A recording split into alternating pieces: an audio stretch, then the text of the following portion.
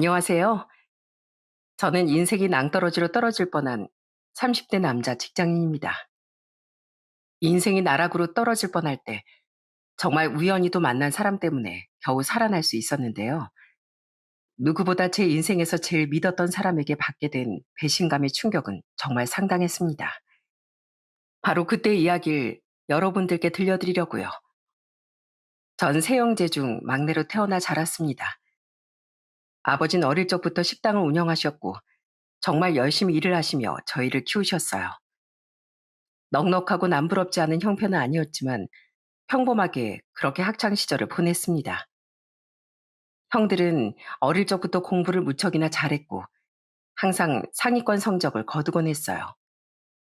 그렇지만 전 공부를 잘하는 편도 아니었고 특출나게 잘난 부분도 없었던 그런 평범한 학생이었죠. 그러다 보니 늘 형들에게 치여 기가 죽곤 했었는데 그런 절 누구보다 다독여 주셨던 분들도 바로 부모님이셨어요. 그런 부모님께 어떻게든 전 기쁨을 드리고자 제 나름대로 노력을 많이 했던 것 같습니다. 공부를 잘하지 못하니 쉬는 날마다 부모님 가게에 가서 일을 도와드리곤 했어요. 그때마다 부모님은 항상 절 치켜 세워주시곤 했고요. 역시 우리 경준이 덕분에 엄마랑 아빠가 오늘 편하게 일했네. 고맙다 경준아. 엄마랑 아빠 도와줘서 정말 고마워. 우리 아들 일당 줘야지. 자, 오늘 고생했으니까 친구들이랑 맛있는 거 사 먹고 그래. 아이, 됐어, 엄마. 일당 안 줘도 돼. 오늘은 진짜 엄마 아빠 도와주려고 온 거야. 오늘 단체 손님들 많았다며. 그러니까 일당은 됐어. 그냥 아들이 도와줬다고 생각해. 정말? 경준아, 엄마 눈물 나겠다. 눈물 나겠어. 어쩜 우리 아들 이렇게 착하고 엄마 아빠 생각을 그렇게 많이 하는지. 엄마 진짜 감동이야. 그렇게 전 부모님께 형들과는 다른 방법으로 효도를 했습니다. 형들은 학창 시절 내내 정말 공부를 잘했어요. 그러다 보니 대학에 갈 때도 소위 명문대라고 하는 정말 좋은 대학에 떡하니 합격을 했죠. 척척 장학금도 받아가면서 대학을 다니는 형들을 볼 때마다 저는 정말 걱정이 컸습니다. 넉넉하지 못한 형편에 혹시나 제가 대학을 가게 되면 등록금 걱정이 되더라고요. 그래서 나중엔 입시로 정말 공부를 열심히 했습니다. 그래도 나름 공부를 열심히 해서 그런지 수도권 대학에 진학할 수 있었어요. 딱 합격 소식이 들려왔을 때 부모님은 명문대 합격했던 형들 소식보다 더 기뻐하고 좋아하셨어요. 아유, 우리 경준이가 합격을 했다니. 경준아, 축하한다, 축하해. 엄마가 정말 눈물 날 정도로 기쁘네. 정말 잘했다, 잘했어. 엄마, 그렇게 기뻐? 어떻게 형들 대학 합격했을 때보다 더 좋아해? 당연하지. 우리 막내 경준이가 떡하니 대학에 합격했는데 좋아해야지. 네 아빠는 아주 동네 잔치라도 할 판이야. 경준아, 고생 많았다. 그동안 형들한테 치이느라 마음 많이 썼지? 엄마랑 아빠도 다 알아. 그치만 엄마 아빠한텐 우리 경준이고 형들이고 다 똑같이 아까운 자식들이야. 알지? 그럼 알지. 엄마, 나 앞으로도 엄마 아빠 실망시키지 않고 정말 열심히 살 거야. 그러니까 두고 봐. 남들은 형들보다 뒤떨어진다고 하지만 난 더 열심히 살 거라고. 그렇게 대학에 입학하고선 전 정말로 그때 했던 약속처럼 열심히 살았습니다. 장학금을 받지 못할까 싶어 아르바이트를 내내 하기도 하고 생활비도 부모님께 손 벌리지 않고 저 스스로 해결하려고 노력했어요. 사실 형들보다 늘 못하다는 생각에 전 어릴 적부터 나름 스트레스 많이 받아왔습니다. 예전엔 그런 제가 한심하고 못나다고 생각을 했었는데 언젠가부턴 저도 충분히 형들보다 뛰어날 수 있다는 생각으로 정말 뭐든 열심히 했던 것 같아요. 그러다 보니 형들은 대학원까지 진학하면서 부모님께 손을 많이 벌렸지만 전 대학을 입학한 후부턴 부모님 도움을 받지 않고 자립해서 생활할 수 있었답니다. 그래서 그런지 엄마 아빠 늘 절 대견스럽게 생각하셨어요. 혼자서 제가 자취할 때도 부모님은 절 전적으로 응원해 주셨습니다. 그렇게 졸업 후 전 평범한 직장에 취직을 하게 되었어요. 그리고 직장 생활을 하기 시작하면서 전 매달 부모님께 용돈을 챙겨서 보내드리곤 했습니다. 그럴 때마다 엄마 아빠는 늘 저에게 고마워하셨어요. 아유, 아들, 이번 달에 왜 이렇게 돈을 많이 보냈어? 앞으로 보내지 않아도 된다니까 그러네. 아빠랑 엄마 식당도 잘 되고 먹고 살만해. 왜 자꾸 돈을 보내? 엄마 아빠 설마 굶을까 봐 그래? 아니, 그래도 아들이 떳떳하게 돈 버는데 아들 버는 돈 좀 써보시라고 보내는 거지, 뭐. 별일 없지? 내가 보내준 용돈으로 맛있는 것도 사드시고 해. 고맙다, 고마워. 아휴, 우리 막내 아들이 역시 엄마 아빠를 제일 많이 생각하네. 아빠가 경준이 네가 보내는 돈 볼 때마다 얼마나 좋아하는지 몰라. 아들, 타지에서 고생하는데 무리하지 말고 항상 밥 잘 챙겨 먹고. 알았지? 사실 어릴 적부터 잘난 형제들과 컸던 사람은 자격지심이 심한 경우들이 많잖아요. 그러다 보니 사회생활도 힘들고 인간관계도 힘든 분들이 많은데 전 전적으로 절 응원해주는 부모님 덕분에 삐뚤어진 생각 없이 바르게 잘 자랄 수 있었던 것 같습니다.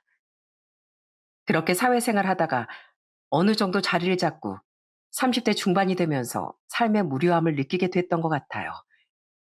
오랫동안 혼자 지내다 보니 외로움도 컸었고 더군다나 형들은 다 결혼을 해서 각자의 가정을 꾸렸지만 전 그때까지도 혼자였으니까요. 그래서 이런 마음을 달래고자 선택한 취미가 바로 수상스키였어요. 워낙 어릴 때부터 물을 좋아했던 전 물에서 하는 거라면 뭐든 재밌어 했습니다. 그러다 같은 직장에 다니던 후배가 한번 해보라며 추천을 해줘서 시작을 하게 되었죠. 처음엔 진짜 너무 재밌고 즐겁더라고요. 거기다가 좋은 사람들과 어울리며 시간을 보내다 보니 외로움을 느낄 새가 없었어요. 그러다가 수상스키 동호회에서 한 여자를 운명처럼 만나게 되었죠. 동호회에 신규 가입한 사람이었는데 첫 라이딩을 할 때부터 엄청 고수처럼 타는 게 아니겠어요? 그날 참석한 동호회 회원들이 그 모습을 보고서 얼마나 놀랐는지 모릅니다. 그렇게 한참 수상스키를 타고 뒤풀이를 가게 되었는데 마침 제 옆에 그 여자가 딱 앉게 되었어요. 저는 좀 친해져 보고 싶어서 먼저 말을 걸었습니다. 아까 보니까 수상스키를 처음 타신 게 아니던데요. 어쩜 그렇게 잘 타세요? 어디서 많이 타보신 것 같은데 동호회는 이제 가입하신 거죠? 다른 데 있다가 오신 거예요? 아, 아니요. 저 사실 외국에서 대학 졸업하고 이제 한국에 들어왔어요.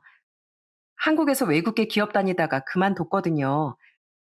외국에서 살 때부터 취미였는데 그동안 시간이 없어서 못 타다가 이번에 오랜만에 탔어요. 근데 오랜만에 타도 감이 떨어지진 않았나 봐요. 와, 진짜요? 그럼 해외에서 오래 사신 거예요? 여기 있는 사람들 아마 아까 깜짝 놀랐을 거예요. 저도 사실 얼마나 놀랐는데요.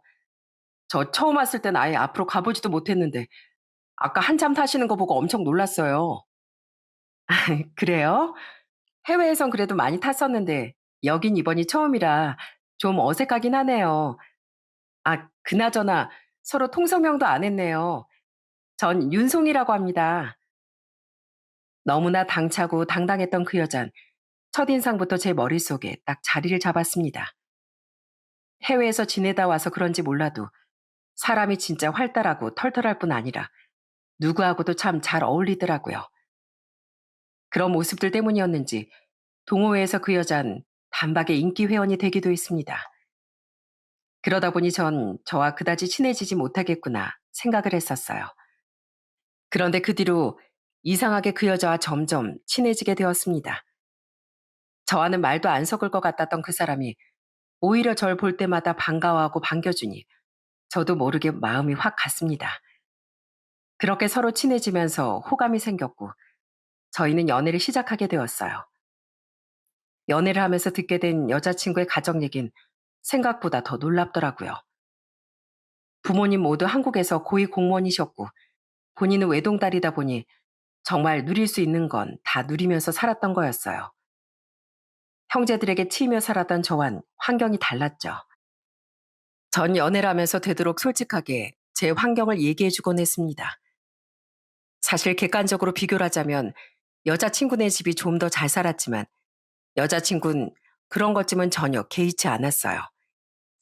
오히려 저에게 더 대단하다, 훌륭하다며 칭찬을 해주곤 했습니다. 경준 씨 진짜 대단하다. 어떻게 여기서 혼자 살면서 월급도 거의 다 저축하고 아끼면서 살 수가 있어? 정말 대단해. 난 해외에서 살 때도 솔직히 아끼면서 살지 못했었거든. 에이, 대단하기는 뭘. 언제가 될지 모르겠지만 결혼 생각하면서 차곡차곡 쌓은 거지. 난 네가 더 대단한데? 해외에서 대학까지 나왔으면 한국에 들어올 생각하기 쉽지 않잖아.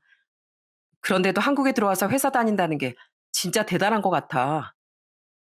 솔직히 나도 그냥 직장도 해외에서 쭉 다닐까 했었는데 부모님도 두 분 다 한국에 계시고 해외에서 좀 외롭기도 하고 말이야. 그래서 들어온 거지. 근데 여기 와서 경준 씨도 만나고 얼마나 좋아. 그렇게 저흰 행복하게 연애를 했습니다. 그러다 한 1년 정도 연애를 했을 때쯤 자연스럽게 결혼에 대한 얘기가 나오게 되었어요. 저나 여자친구나 이제 30대 중반이었기 때문에 더 길게 만나기보단 결혼을 하는 게 좋겠다는 생각이 들었습니다. 그렇게 결혼을 결심하고서 저희는 양가 부모님께 인사를 드리게 되었어요. 처음 저희 집에 인사를 하러 간 건 사실 정식으로 정해서 인사를 갔던 건 아니었습니다. 날짜를 정하고 인사를 가기보단 자연스럽게 인사를 하는 게 좋을 것 같다는 여자친구의 말에 주말에 데이트를 하고 저녁을 저희 집 삼겹살집에서 하게 되었어요. 처음엔 제가 여자친구 데리고 삼겹살집에 가자마자 엄마 아빠가 얼마나 놀라셨는지 모릅니다. 어머, 경준아, 너 오늘 웬일이야? 아이, 온다고도 안 했잖아. 근데 이쪽은 누구? 아이, 설마 너 여자친구 데리고 온 거니? 안녕하세요. 전 윤송이라고 합니다. 근처 지나던 길이라 인사드릴까 해서 들리게 됐어요, 어머님. 어머나 세상에. 아이고, 어떡해. 내가 올 줄도 모르고 내 꼴이 이만저만이 아닌데. 아니에요. 전 여기 들어오면서 어머님이 아니라 누님이 있으셨나 했어요. 얘기 안 하셨으면 전 저한테 말 안 한 누님인가 생각했을 건데요. 아휴, 아니, 어떻게 그런 말을 해. 아이, 빈말이라도 고맙네. 어쨌든 이렇게 온 거 일단 앉아요. 밥 먹고 찬찬히 얘기하지 뭐. 그렇게 여자친구는 첫 만남부터 저희 엄마의 마음을 사로잡았습니다. 사실 걱정이 많았는데 오히려 여자친구는 더 싹싹하게 잘하더라고요. 밥을 먹으면서 좀 바쁘다 싶으면 바로 벌떡 일어나 서빙도 도와주고 옆에서 정리도 해주면서 그렇게 식당 일을 도왔습니다. 그 모습을 보면서 저도 정말 좋았지만 특히나 부모님은 너무 마음에 들어 하셨어요. 가게 문을 닫고 정식으로 인사를 하게 됐을 때부터 여자친구를 보는 부모님의 눈은 이미 합격이었죠. 이렇게 불쑥 찾아뵙게 돼서 죄송해요. 경준 씨는 그래도 서로 약속하고 보는 게 좋지 않냐고 했었는데 제가 이렇게 고집을 피웠습니다. 자연스럽게 어머님, 아버님 만나 뵙고 인사드리고 싶어서요. 불편하셨다면 죄송해요. 어머, 아니야. 난 오히려 이렇게 보니까 마음이 확 열리고 더 좋은데? 아니, 어쩜 우리 경준이가 이렇게 싹싹한 여자를 다 만났대. 난 정말 깜짝 놀랐어. 그러게나 말이야. 얘길 들었는지 모르겠지만 경준이 위로 형이 둘이야. 그 둘도 다 결혼을 했는데 며느리들은 다들 성격이 조용조용해서 말이야. 이렇게 싹싹하게 잘하는 며느린 처음 봤어. 아이고 참. 당신 아직 며느리도 아닌데 벌써부터 며느리라고 하면 어째. 아이쿠, 맞네. 아직 며느리가 참 아니지? 아이고 미안해. 내가 너무 마음에 들어서 벌써부터 며느리 삼을 생각을 했네. 아니에요. 당연히 제가 며느리죠. 안 그래도 저희 결혼 얘기 나누고 있었거든요. 그 전에 사실 인사를 드리고 싶었어요. 며느리로 생각해 주시면 전 너무나 감사하죠. 그렇게 저희 집 첫인상 너무나 화기애애한 분위기 속에서 끝이 났습니다. 그때 이후로 부모님은 정말 저보다 더 마음이 들떠하셨어요. 저렇게 좋은 여자친구와 빨리 결혼하라면서 얘기를 하시기도 했습니다. 그 뒤로 전 여자친구의 집으로 인사를 가게 되었어요. 사실 전 가기 전부터 긴장을 정말 많이 할 수밖에 없었습니다. 여자친구의 아버진 고위 공무원 출신이셨고 그동안 수도 없이 여자친구 집안에 대한 얘기를 들었을 땐 여자친구가 그 집에서 귀하고도 귀한 외동딸이었거든요. 그러니 긴장을 정말 엄청나게 했습니다. 역시나 처음 뵙게 된 예비장인은 엄청나게 위험 있는 분이셨어요. 첫 만남부터 분위기에 압도를 당해 제대로 말도 잘 못했습니다. 그래, 자네 회사 다닌다고? 우리 딸은 지금 회사 그만두고 쉬고 있는데 그래도 결혼을 해도 괜찮다는 말인가? 자네 부모님께서도 이 사실 알고 계신가? 네, 이미 다 말씀드렸고 저희 부모님께서도 괜찮다고 하셨습니다. 저 역시 괜찮습니다. 솔직히 말해서 난 우리 딸이 좀 더 공부를 했으면 좋겠는데 그래서 직장 그만둔다고 했을 때도 잘했다고 얘기를 했네. 그런데 결혼한다고 하면 공부를 하긴 좀 힘들지 않겠나? 그런 거라면 걱정하지 않으셔도 됩니다. 공부를 더 하고 싶다면 전 얼마든지 지원을 해줄 생각이거든요. 그래? 아이, 그건 참 마음에 드네. 어찌됐든 우리한테 귀한 딸일세.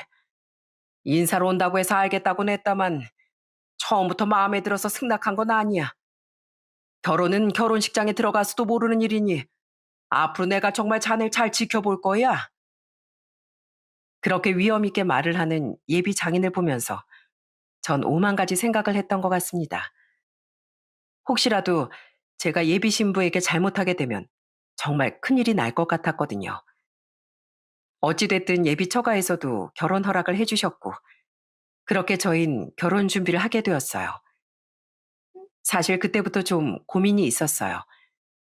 저희 집은 평범한 식당을 하는 집이었고, 처가댁은 아무래도 고위 공무원까지 하신 예비 장인이 계셨으니 경제적으로 차이가 있을 것 같다고 생각이 들었습니다. 그래서 혹시라도 예비 처가에서 큰 지원을 해주겠다고 하면 어쩌나 걱정했는데 어느 날 예비 처가에서 절 호출하더니 정말 깜짝 놀랄 얘기를 꺼내셨어요. 바로 예단 예물은 간소하게 하자는 거였습니다. 사실 결혼이라는 게 양가 큰 축제이기도 하겠지만 난 솔직히 허례허식이라고 생각하고 있어. 결혼하고서 둘이서 잘 사는 게 중요하지. 아무리 결혼식을 휘황찬란하게 해도 다 소용이 없더라고. 그래서 말인데 되도록 예단과 예물은 간소하게 하고 결혼식도 무리하지 않게 소소하게 하는 게 어떤가? 네? 아버님, 정말 그러셔도 괜찮으시겠어요? 그럼 괜찮지. 니들 둘이서 하는 결혼인데 우리 의사야 뭐 필요 없지 뭐. 부모님께도 한번 상의 드려보고 얘기해주게. 만약 사돈댁에서 그러지 않게 원하신다면 그땐 다 꼼꼼히 챙기는 걸로 하고 말이야. 보통 고위 공무원까지 지내셨으면 올 하객분들도 많으실 테고 축의금도 생각을 해야 하니 되도록 큰 규모의 결혼을 고려할 때가 많은데 오히려 예비 처가 쪽에선 모든 절차를 다 간소하게 하자는 분위기였어요. 그런 모습을 보면서 저나 저희 가족들은 더 호감이 생길 수밖에 없었어요. 특히나 저희 부모님께선 예비 처가 쪽의 말을 들으시곤 더 좋아하셨어요. 아니 어쩜 저렇게 겸손하고 검소하실 수가 있다니. 사실 엄만 사돈댁이 평범한 집은 아니라 해서 좀 긴장했는데 역시나 그렇게 좋은 집안은 다 이유가 있구나. 그러게 엄마. 나도 사실 깜짝 놀랐어. 어쨌든 이번에 결혼 준비하면선 되도록 간소하게 해야 할 것 같아. 참 감사하구나. 왠지 우리 쪽을 생각해서 그렇게 배려해 주신 것 같은데 정말 감사하다. 그땐 사실 저희 집 상황도 그쪽에서 다 알고 있으니 저희를 배려해 주고 생각해 주신 거라고 판단을 했습니다. 그래서 예비 처가가 더 고마웠어요. 그렇게 저희는 결혼 준비를 하게 되었습니다. 결혼 준비를 하는 동안에도 단 한 번 싸운 적 없이 정말 행복하게 준비를 했어요. 남들은 연애하면서는 안 싸워도 결혼 준비를 싸운다던데 저흰 그런 게 한 번도 없었습니다. 제가 뭘 하려고 하든 여자친구는 다 좋다, 괜찮다며 찬성을 해주셨고 저 역시 여자친구가 하고 싶다는 건 다 존중을 해줬어요. 그렇게 행복하게 결혼 준비를 했습니다. 그러다 예복을 맞추러 가게 되었어요. 그때가 거의 예식이 한 달도 채 남지 않은 상황이었는데 그래서 엄청 설레는 마음으로 샵에 들어갔답니다. 그렇게 들어가 드레스를 맞추기 위해 치수를 재고 있었어요. 먼저 예비 신부의 치수를 재며 이것저것 디자인도 보고 고르고 있었어요. 그런데 그때 갑자기 저에게 말을 걸기 시작했습니다. 신랑분, 신부님 치수 잴 때 들어오셔서 다른 예복 디자인 좀 보시겠어요? 밖에도 많지만 안으로 들어오시면 디자인이 더 많거든요. 아, 그래요? 그럼 여자친구 다 끝나면 같이 가서 같이 고를게요. 그럼 시간이 많이 걸리실 텐데 일단 들어오셔서 좀 보시고서 몇 개 골라보세요. 예복도 입어보셔야 잘 어울리는 디자인이 뭔지 딱 보이거든요. 신부님 체크하는 동안 한번 보시는 게 더 좋으실 것 같아요. 네, 알겠습니다. 송이야, 그럼 내가 먼저 보고 있을게. 끝나면 너 안쪽으로 들어와. 알았어. 그럼 먼저 보고 있어. 그렇게 전 직원의 안내로 샵 안쪽 다른 공간에 가보게 됐습니다. 사실 보통 결혼식이라고 하면 신부 웨딩드레스 고르는데 좀 더 시간을 많이 소요한다고 들었는데 이렇게까지 신랑 예복을 챙겨주니 좀 놀라기도 했어요. 그런데 직원의 안내로 안쪽으로 들어간 그 순간 갑자기 직원이 구석으로 절 당기더니 급하게 저에게 말을 꺼냈습니다. 저기요. 안녕하세요. 사실 제가 여기까지 들어오시라고 한 건 드릴 말씀이 있어서 그런 거예요. 혹시 저 여자 이름이 윤송이 아닌가요? 네? 네, 맞는데 어떻게 아셨어요? 저희가 이름을 얘기해 드렸었나요? 아니요. 저 여자 알아요. 지금 그쪽 큰일 났어요. 지금 꽃뱀한테 제대로 걸리셨다고요. 이 결혼 어떻게든 멈춰야 돼요. 뭐라고요? 지금 무슨 소리를 하시는 거예요? 진짜 잠깐만요. 이것 좀 보세요. 제가 거짓말하는 게 아니라요. 진짜 이 결혼 하시면 안 된다는 말씀 드리는 거예요. 그러더니 그 직원은 핸드폰을 황급히 열더니 한 사진을 보여줬습니다. 그런데 전 그때 핸드폰 한 사진을 보고서 정말 경악을 금치 못했어요. 그 사진은 SNS 프로필이었는데 예비 신부가 웨딩드레스를 입고서 어떤 남자와 서 있는 사진이었어요. 제가 그 사진을 보고 당황해하니 직원은 쓰고 있던 마스크를 내리더니 뒤이어 얘기를 하더라고요. 여기 있어요. 이거요. 제 친구 결혼식 사진인데요. 저 여기 서 있는 거 보이시죠?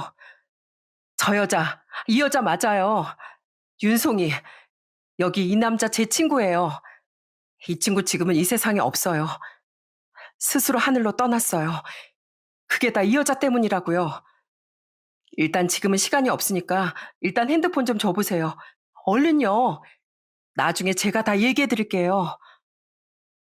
분명 그 사진 속 하객으로 나온 여자도 이 직원이 맞았습니다. 마스크를 계속 쓰고 있어서 예비 신부가 못 알아봤던 건지 모르겠지만 사진 속 하객도 이 직원이 맞더라고요.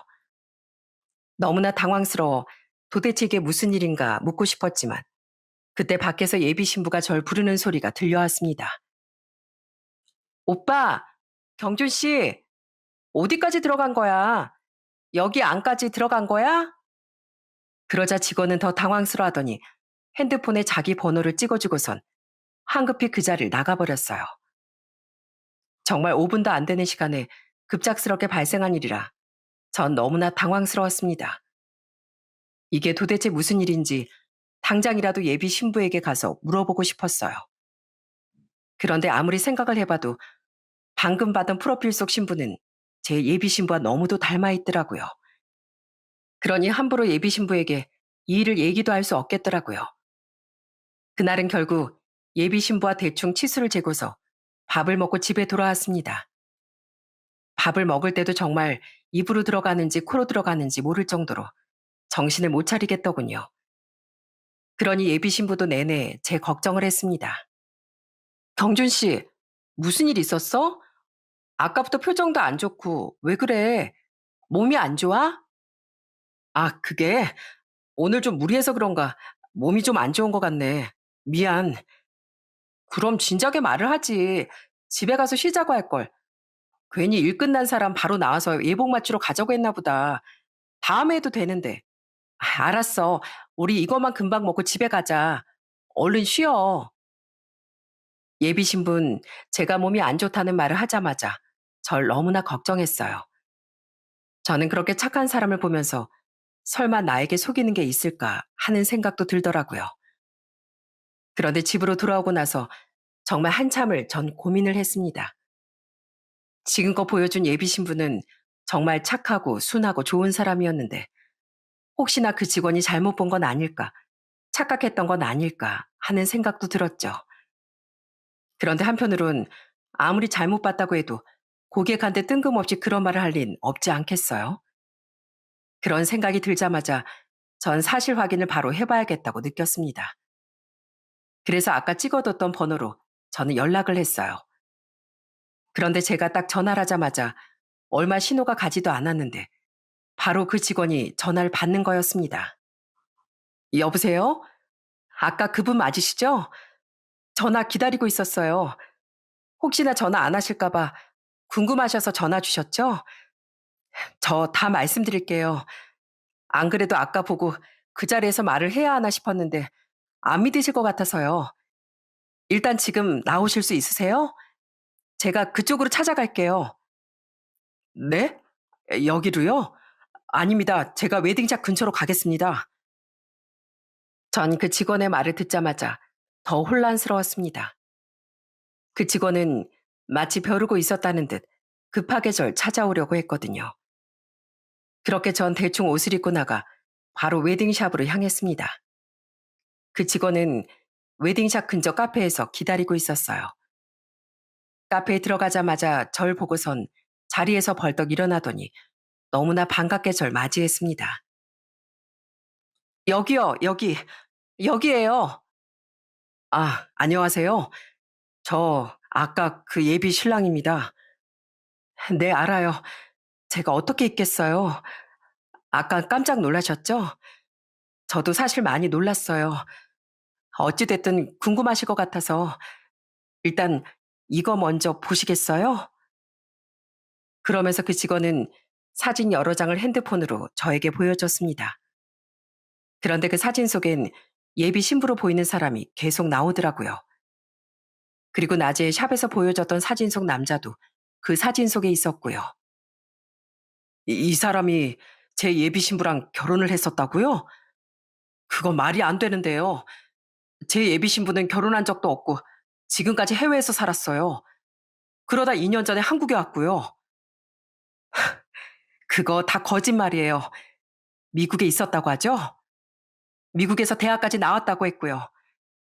아마 한국에선 외국계 기업에서 일하다가 자기 꿈을 펼치려고 일 그만뒀다고 했을 거예요. 네? 아니, 그걸 어떻게 다. 전에도 그렇게 똑같이 했었거든요. 레파토리라도 바꾸던가. 아무튼 그 여자 제가 아는 윤송이 맞아요. 분명 맞아요. 그리고 그거 다 거짓말이에요. 네? 거짓말이라고요? 그게 무슨 소리예요? 거짓말이라뇨? 전부 다 거짓말이라고요? 네. 그중에서 이름만 딱 맞네요. 제 친구는 이름도 속았거든요. 그러더니 직원의 표정은 당장이라도 눈물을 흘릴 것처럼 순식간에 바뀌기 시작하더군요. 그리고 다른 사진들을 보여주면서 저에게 진실을 알려줬어요. 전 그 직원에게 진실을 듣고서 정말 그 자리에서 까무라치는 줄 알았습니다. 알고 봤더니 정말로 예비 신부는 이름을 제외하고서 모든 게 다 거짓말이었더라고요. 이거 보이시죠? 해외 유학 간 사람은 윤송이가 아니고 쌍둥이 동생 윤송주예요. 지금은 연을 끊어서 아예 보고 있지도 않을 거고요. 애초에 미국에 간 적도, 미국 대학을 졸업한 적도, 외국계 기업에 입사한 적도 없는 사람이에요. 다 뒷조사까지 하고 말씀드리는 거니 믿으셔도 됩니다. 이거 서류도 한번 보시죠. 그러면서 내민 서류들을 보니 정말로 예비 신부에겐 동생이 있었더라고요. 그걸 보고서야 내가 모르는 진실이 숨겨 있다는 걸 깨닫게 되었어요. 도대체 이 여자가 어디서부터 어떤 거짓말을 했던 건지 온몸에 소름이 끼치기 시작했어요. 제 경악스러운 표정을 보고선 그 직원은 담담하게 얘기를 했습니다. 그 직원의 친구였던 사람은 정말 성실하고 착한 사람이었다고 해요. 영준인 저랑 초등학교, 중학교, 고등학교 쭉 같이 나온 친구예요. 집이 워낙 가난해서 어릴 적부터 악착같이 공부해서 정말 좋은 대학에 입학했거든요. 그리고 졸업 후엔 바로 대기업에 취직했고요. 친구들 사이에서 말 그대로 개천의 용난 케이스가 바로 영준이라고 말할 정도였어요. 거기다가 영준인 재테크도 잘하고 알뜰해서 10년 동안 대기업 다니면서 모은 돈만 4억 이상이었어요. 아마 그걸 알고서 영준이한테 접근했던 것 같아요. 네? 그럼 돈 때문에 그쪽 친구분이랑 결혼을 했다는 겁니까? 네, 말 그대로 돈 때문에 결혼했더라고요. 영준이가 원래 늘 밝고 활기찬 아이였는데 결혼하고서 6개월도 안 됐는데 얼굴이 정말 어두워지기 시작하더라고요. 무슨 일인가 해서 한번 물어봤더니 아내가 결혼 준비할 때 모아둔 돈이 묶여서 당장 못 쓴다면서 5천만 원을 빌려갔고 결혼하고서 장인이 사업을 하는데 힘들다면서 또 2억까지 빌려갔다고 하더라고요. 그 착한 친구는 그게 거짓말인지도 모르고 죄다 빌려줬던 거고요. 그 돈을 다 송이가 썼다고요? 네, 싹 다 거짓말이었어요. 그 돈으로 명품 사고 흥청망청 자기 혼자 쓰면서 다 썼더라고요. 그걸 그럼 어떻게 한 겁니까? 그리고 그 친구분은 왜 하늘로 가신 거고요? 그 여자가 혼인신고를 내내 미뤘어요. 한 1년을. 아이 생기면 하겠다 미루고 미루다 결국 영준이가 도저히 안 되겠다고 혼인신고부터 하자고 하니까 야반도주를 했어요. 그때부터 영준이가 이상하다고 생각하고 뒷조사를 했는데 다 거짓말이었더라고요. 장인인 줄 알았던 장인도 장인이 아니었고 외동딸인 줄 알았는데 쌍둥이 동생도 있었고요. 전 그 기가 막힌 얘기를 듣고서 처음엔 너무 황당하고 어이가 없더라고요. 아니 그런 어마어마한 거짓말을 하고서 사람을 속였다니요. 정말 믿겨지지가 않았습니다. 어디 드라마에서나 나올 법한 얘기가 현실에서 일어났다는 게 진짜 기가 찼습니다. 그럼 그 쌍둥이 자매 왜 연을 끊고 살았던 건데요? 자기 사칭하고 다니는 거 알면 어떻게든 못하게 했을 텐데 왜 연을 끊은 거예요? 그게 진짜 엄마 아빠라는 사람이 그 쌍둥이 자매가 워낙 잘났으니 돈 요구를 계속 했나 보더라고요. 그 미국에 갔던 것도 다 쌍둥이 동생이 혼자서 노력해서 떠난 거였어요. 가서도 학업에 일에 치이며 살면서 처음엔 가족들을 부양했는데 계속 돈을 요구하니까 아예 진절머리 나서 연을 끊었던 거였더라고요. 나중에 저도 조사하면서 알았어요. 영준이 모든 사실을 알고서 어떻게든 그 여자 찾으려고 방방곡곡 다 뒤져봤지만 각오하고 숨어버린 사람을 어떻게 찾겠어요. 그렇게 한참을 찾아봐도 털끝도 보이지 않으니 친구가 엄청 힘들어했어요.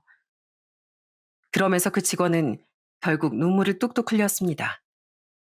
마지막으로 하늘로 떠난 친구가 해줬던 얘기를 저에게 말해주는데 저 역시 눈물을 참을 수가 없더라고요. 영준이가 떠나기 전에 얼마나 울었는지 몰라요. 자긴 지금까지 정말 열심히 살았다고 그저 가정을 꾸리고 행복하게 살고 싶었던 것뿐이었는데 세상이 자기를 버리는 것 같다면서 도무지 살아갈 희망도 없고 기운도 없다고 그렇게 말했어요. 전 그때도 그저 괜찮다. 지나가면 다 괜찮아진다. 이런 얘기밖에 못했고요. 당장 제가 달려갔어야 했는데 전 그러지 못했어요. 다음 날 혹시나 싶어서 바로 연락해봤는데 아무리 전화를 해도 받질 않더라고요. 그래서 신고를 했더니 스스로 세상을 떠났다고 연락이 왔어요. 제가 그 얘기를 듣고 얼마나 제 자신이 미웠는지 모릅니다. 그 친구는 그렇게 힘들고 외로웠는데 제가 끝까지 해준 게 없어서요. 평생 제 학창 시절 함께한 친구가 그렇게 떠났다는 게 전 그 여자 절대 용서 못해요. 평생 저주하면서 살 거예요. 또다시 제 친구 같은 피해자가 나와서는 안 된다고 생각했어요. 그래서 이렇게 말하는 겁니다. 그 직원을 통해서 모든 얘기를 듣고 나서 전 누군가가 제 머리를 망치로 탁 친 것만 같은 느낌이 들었어요. 제가 알고 있던 그 여자에 대한 것 중 진실은 딱 하나, 이름뿐이었어요. 그걸 다 알고 나니 진짜 온몸이 부들부들 떨리면서 넋이 나가는 것 같았습니다. 그 직원은 저에게 단호하게 얘기를 하더라고요. 이 결혼 절대, 절대 해선 안 돼요. 제 친구는 그렇게 보냈지만 또 그런 일이 있어서는 안 됩니다. 이거 보셨다시피 그 여자 어마어마한 사람이에요. 절대 결혼 안 됩니다. 아깐 못 믿으실 것 같아서 제가 말씀 못 드렸지만 이것도 다 보셨잖아요. 이게 이 여자 실체예요. 사실이라는 건 이제 알겠지만 그럼 그냥 헤어지게 되면 또 다른 곳에서도 이럴 수 있는 거 아닙니까? 그쪽 친구분 후에 저한테도 똑같이 그랬던 것처럼요. 또 그러면요. 그래서 말인데 혹시 지금 이쪽으로 좀 불러주실 수 있나요? 오늘 아주 제가 다 끝내겠습니다. 그러니 부탁인데 그 여자 이쪽으로 한 번만 좀 불러주세요. 제가 모든 걸 다 정리하겠습니다. 그렇게 전 직원의 부탁을 듣고서 예비 신부를 그 카페로 부르게 되었어요. 그 웨딩샵이 마침 예비 신부 집 근처라 그랬는지 별 의심 없이 나오겠다더라고요. 그러면서 직원은 제가 앉은 테이블 가까이로 자리를 옮겨 기다렸습니다. 얼마 시간이 지나지 않아 예비 신부가 카페로 딱 들어왔어요. 너무나 해맑게 웃으며 저에게 다가오는 걸 보면서 예전이었다면 저도 따라 웃었을 테지만 이번엔 웃을 수조차 없더라고요. 그 웃음이 너무나 소름 끼치게 보였거든요. 뭐야? 어떻게 여기까지 왔어? 아까 나한테 미안해서 그랬구나? 그래, 몸은 좀 어때? 좀 괜찮아졌어? 안 그래도 연락 한번 해볼까 하다가 괜히 아픈데 내가 전화하는 거 아닌가 싶어서 못했는데 나 때문에 컨디션도 안 좋은데 여기까지 온 거야? 표정 봐. 아우, 표정이 왜 이렇게 어두워? 나 서운했을까 봐 그러지? 아이, 나 안 서운하다니까. 그러자 그때 근처에 앉아있던 직원이 예비 신부가 자리에 앉는 걸 보자마자 물컵을 가지고 와 그대로 예비 신부의 얼굴에 찌그려 버렸습니다. 그랬더니 바로 예비 신부가 소리를 지르더라고요. 아우, 이게 뭐야? 아우, 저기요. 이거 지금 뭐 하는 짓이에요? 왜 사람한테 물을 뿌려요? 아우, 정말. 이게 뭐야? 그러면서 허겁지겁 앞에 놓인 휴지로 얼굴을 마구 닦는 예비 신부 앞에서 직원은 딱 서서 마스크를 벗더니 분노에 찬 목소리로 얘기를 시작했어요. 야, 윤성이, 너 나 알지? 나 누군지 알지? 뭐야? 누구세요? 누구신데? 참, 너 진짜 뻔뻔하다. 네 결혼식도 갔었고 너랑 나랑 만난 적이 몇 번인데 모르는 척해? 날 기억 못한다고? 3년 전 내 친구 모든 재산 다 갉아먹고 비참하게 버려놓고선 뻔뻔하게 다른 남자 등쳐먹으려고 해? 네가 그러고도 사람이야? 네가 인간이냐고? 아니, 지금 무슨 소리 하시는 거예요? 사람 잘못 보셨어요. 전 그쪽이 누군지도 몰라요. 모르긴 뭘 몰라? 왜? 이분도 내 친구처럼 하늘나라 보내려고? 내 친구 억울하게 그렇게 떠난 거, 나 지금도 원통해서 잠도 제대로 못 자. 그런데 네가 모르는 척을 해? 모른다니까요. 경준 씨, 이 사람 뭐야? 우리 나가자. 이상한 사람인가 봐. 그렇게 예비 신부가 끝까지 모르는 척 발뺌을 하자 그 직원은 핸드폰에서 SNS를 열더니 그 결혼식 사진을 띄우고선 예비 신부의 얼굴을 바로 앞까지 들이밀며 말을 했습니다. 자, 이래도 몰라? 네가 결혼했던 영준이. 영준이 너 기억하지? 영준이 세상 떠나는 바람에 이 사진도 아직까지 프로필 사진이야. 알아? 이렇게 증거까지 다 있는데 발뺌을 해? 뻔뻔하긴. 그제서야 예비 신부는 아무런 말도 하지 못하더군요. 입만 꾹 다물고서 애써 눈을 외면한 채 서 있는 꼴을 보고 그 직원은 더 크게 분노를 하더라고요. 야, 너 지금 네 동생 행세하면서 살았지? 너 그거 다 들통났어. 네가 무슨 짓까지 하고 살았는지 다 들통났다고. 거기다가 내 친구도 모자라 다른 사람까지 속여? 네가 어디까지 속일 수 있을 거라고 생각했어? 양심 없는 거, 이 뻔뻔하고 염치 없는 것 같으니라고. 너 같은 인간은 재활용도 못해. 당장 나랑 가자. 나랑 친구한테 가서 사과해. 아, 이거 나요. 가서 당장 사과하라고. 무릎 꿇고 싹싹 빌어. 싹싹 빌어서 내 친구 다시 데리고 와. 내 친구 억울하게 떠난 내 친구 데리고 오라고. 너한테 뒤통수 맞고 억울하게 떠나버린 내 친구. 네가 당장 데리고 와. 아니, 세상에도 없는 사람을 내가 어떻게 데리고 와요? 내가 속이려고 그런 게 아니라 상황이 그런 것뿐이었고 거기다가 내가 떠나라고 한 것도 아니고 본인 스스로 그런 건데 왜 나한테 뭐라고 하냐고요? 그때 뻔뻔하게 끝까지 나오는 예비 신부를 보고서 그 직원은 예비 신부에게 다가가 뺨을 찰싹 쳐버렸습니다. 이미 주변에선 시선이 다 집중되었고 수군대기 시작했어요. 그제서야 예비 신부는 창피했는지 바로 도망쳐버리고 말았습니다. 그렇게 한바탕 난리가 나고서 한동안은 예비 신부에게 연락이 오진 않았어요. 그 자리에서 본인 입으로 잘못을 시인했으니 연락을 할 수도 없었겠죠. 그 뒤로 결혼식장도 다 계약을 파기하고 결혼 준비를 끝내게 됐습니다. 너무나 충격적인 일이라 사실 속상하다고 느낄 새도 없었어요. 부모님께서도 이 사실을 아시고선 정말 많은 충격을 받으셨고요. 그전까진 너무 착하고 순진한 사람처럼 행동했기 때문에 다 충격이셨겠죠. 그렇지만 저에겐 아무렇지 않은 듯 얘기를 하셨습니다. 경준아, 괜찮니? 아직 연락은 없는 거지? 아휴, 웬일이라니.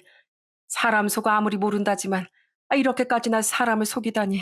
참, 그래도 이제라서 알게 돼서 다행이다. 엄마도 많이 충격받았지. 아빠는 좀 어떠셔? 괜찮으셔? 말도 마라. 그래도 우리 충격받은 거야 너보다 더 하겠니? 네가 걱정이지 뭐. 다른 거 신경 쓰지 말고 네 마음 다 잡아. 우린 괜찮으니까. 그리고 그 직원분께도 참 감사하다고 전해야 되겠다. 나서기가 쉽지 않은 일이었을 텐데 참 감사하구나. 그렇게 저도 부모님도 놀란 마음을 진정하면서 정리를 하고 있었습니다. 그러다 어느 정도 마음이 정리가 되었을 때쯤 그때서야 전 예비 신부에게서 연락이 오더라고요. 모르는 전화로 전화가 왔길래 누군가에서 받아봤더니 바로 전 예비 신부였어요. 경준 씨, 나야. 뭐야, 너 왜 나한테 전화했어? 나 너랑 할 말 없어. 끊자. 아니, 잠깐만. 경준 씨, 나 진짜 잘못한 거 알아. 근데, 근데 나도 억울해. 억울해? 야, 네가 억울할 게 뭐가 있어? 너 때문에 세상 떠난 사람도 있어. 근데 뭐가 그렇게 억울한데? 나도 힘들었다고. 아빠 사업이 힘들어서 돈을 빌리긴 했어. 근데 어떻게든 갚으려고 했단 말이야. 나도 그냥 그 돈 안 갚으려고 했던 거 아니야. 근데 이미 세상을 떠났는데 내가 어떻게 갚아? 넌 진짜 뻔뻔하구나. 어떻게 갚다니? 야, 나 다 들었어. 네 아빠 사업은 무슨 평생 막노동하면서 지내다가 네가 돈을 그렇게 남들한테 가로채서 가족들이 다 같이 쓰고 그랬다면서? 그래 놓고선 뭐? 사업? 넌 도저히 안 되겠다. 끝까지 이렇게 거짓말이니 내가 어떻게 너랑 얘기를 하겠니? 너같이 거짓말만 늘어놓는 사람을 어떻게 믿어? 됐고, 앞으로 내 눈앞에 뛸 생각하지 마. 그때 나도 너 가만히 안 둘 거니까. 알았어? 그러면서 전 전화를 끊어버렸습니다. 그 뒤로도 여러 번 계속 전화가 왔지만 그대로 다 차단을 시켜버렸어요. 어쩜 사람이 이렇게나 뻔뻔하고 양심이 없는지 진짜 생각해보면 볼수록 더 기가 막힐 뿐이었어요.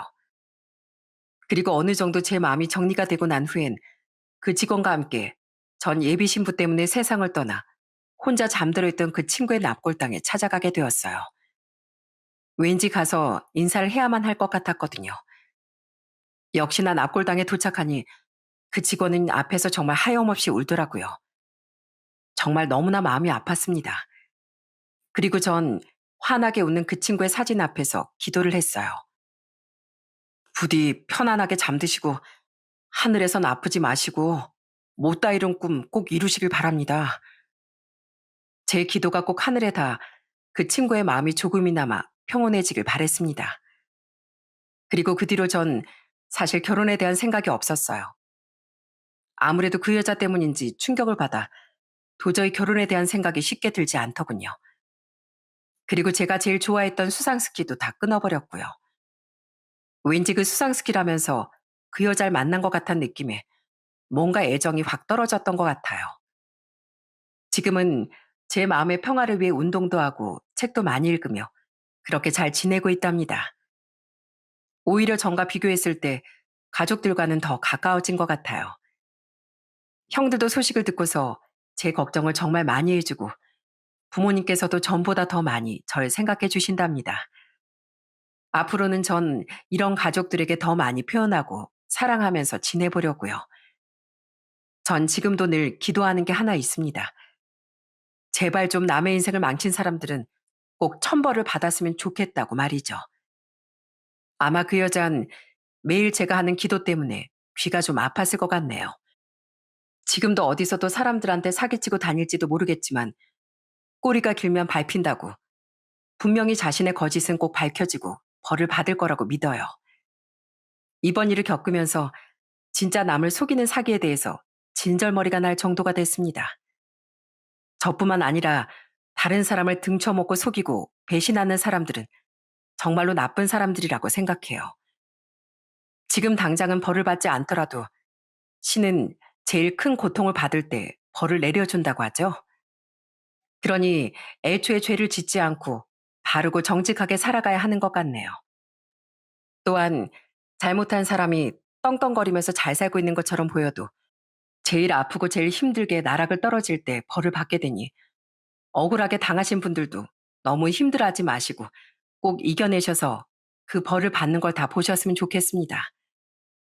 저처럼 사실 우연히 만났던 인연이 인생을 크게 바꿔주는 사람이 되기도 하더라고요. 그러니 아무리 스쳐 지나가는 사소한 인연이라도 항상 소중하게 대해야 하는 것 같네요. 제 이야기는 여기서 끝입니다. 앞으로 더 행복한 날들이 가득하길 바라며 이만 제 사연 마치도록 할게요. 들어주셔서 감사합니다.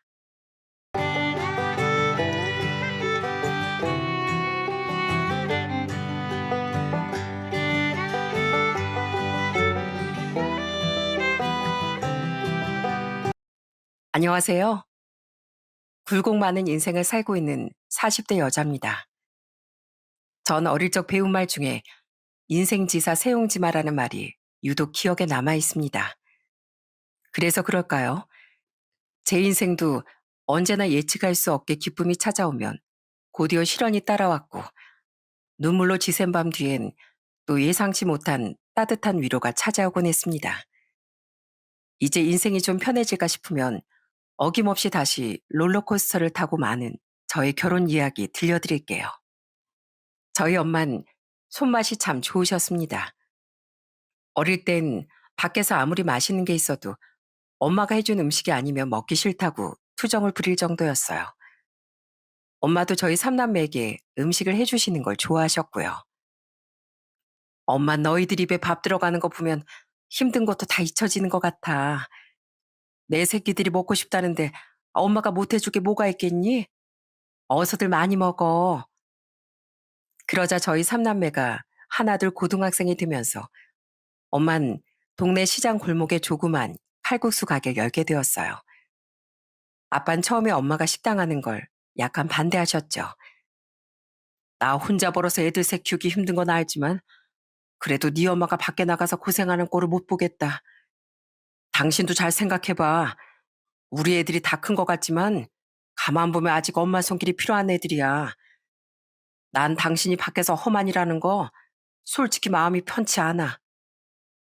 아빤 저희 핑계 대셨지만 사실은 엄마가 고생하실까봐 걱정하고 계신 거였죠. 더불어 점심시간마다 엄마 식당에 가서 일손을 보태준 것도 역시 아빠였습니다. 아유, 당신 왜 또 왔어? 요즘 공장 일이 많아서 바쁘다면서. 그 쟁반은 여기 내려놓고 칼국수나 얼른 한 그릇 먹고 가. 됐어. 아, 점심에 식당에 사람 많은 거 뻔히 아는데 내가 앉아서 편히 밥을 먹겠어? 남편 좋은 게 뭐야? 이럴 때 머슴 부리듯이 실컷 부리는 거지. 사장님, 편하게 일 시키시죠.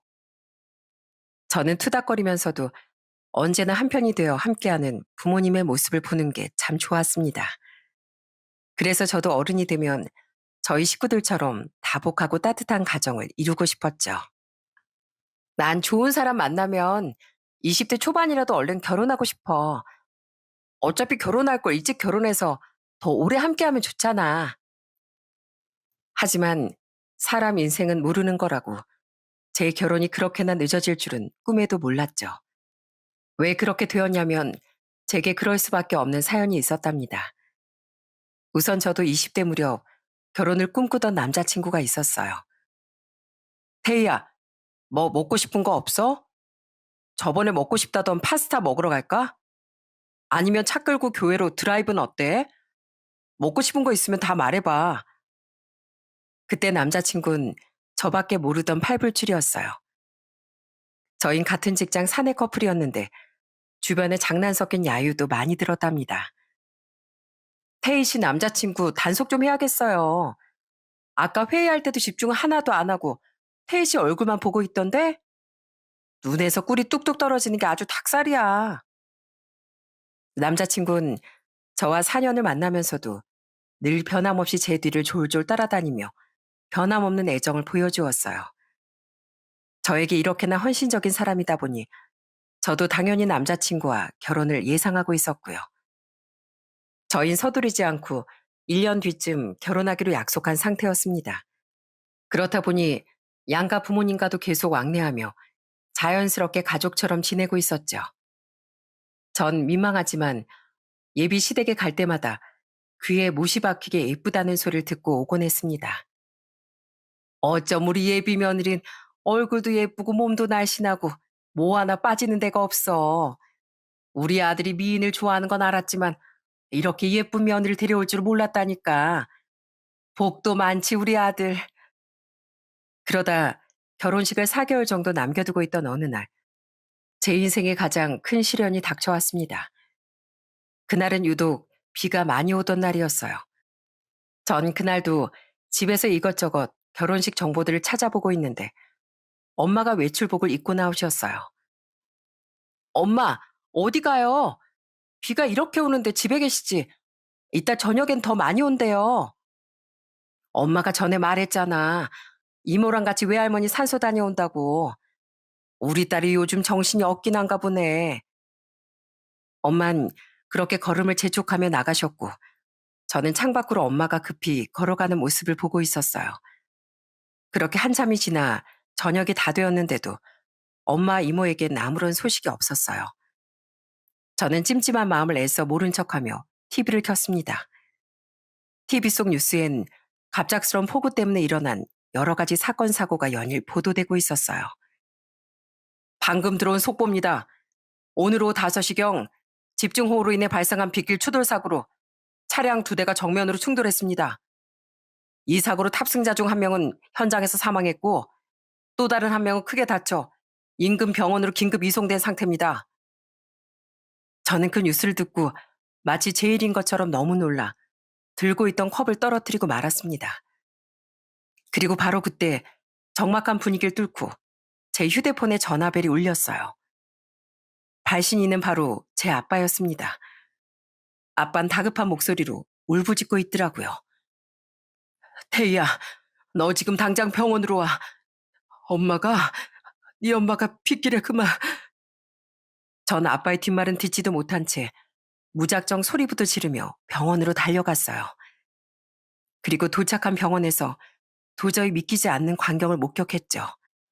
아까 제가 보고 있던 뉴스의 주인공이 바로 저희 엄마 이모였던 겁니다.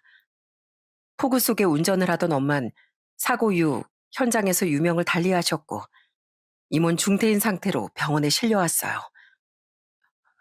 엄마, 왜 여기서 이러고 있어요?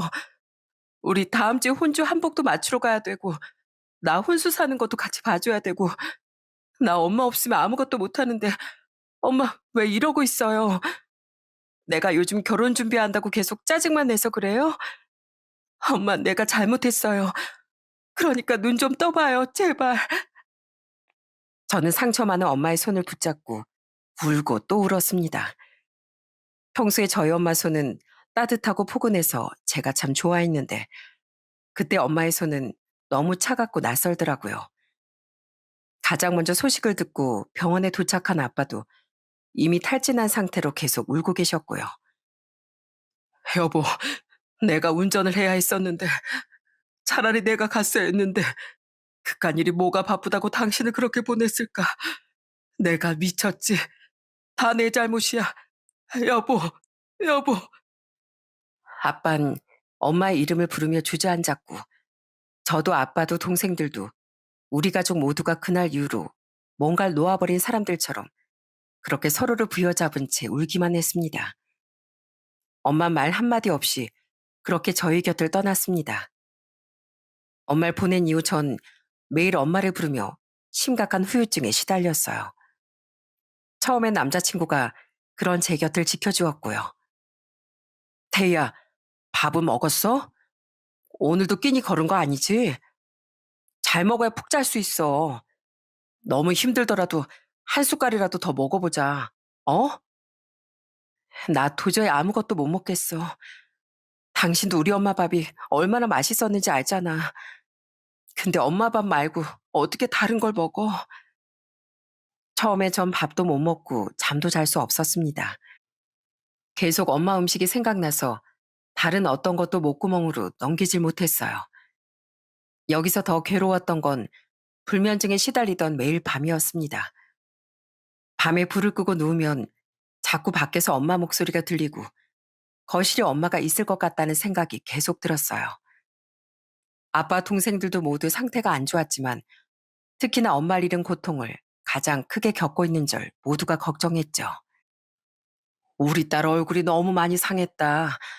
잠 안 오면 이 아빠가 우유라도 한 잔 따뜻하게 데워줄까? 그거라도 마시고 잘래?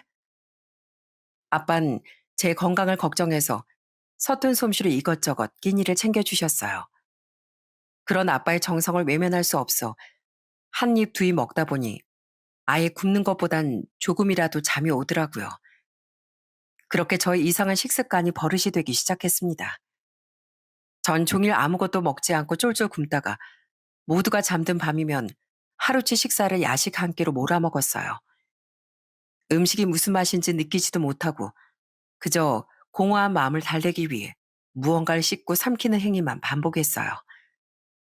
그때부터 사실상 직장 생활하는 것도 무리였고 전 방 안에 틀어박혀서 먹고 자고만 반복했습니다. 매일 전화 통화로만 연락을 주고받던 남자친구를 가끔이라도 보는 날이면 마치 전 죄인이 된 것처럼 고개도 들지 못했어요. 너 어제도 야식 먹고 잤어? 얼굴이 왜 그렇게 부었어? 옷은 그게 또 뭐고? 태희야, 너 진짜 왜 그래?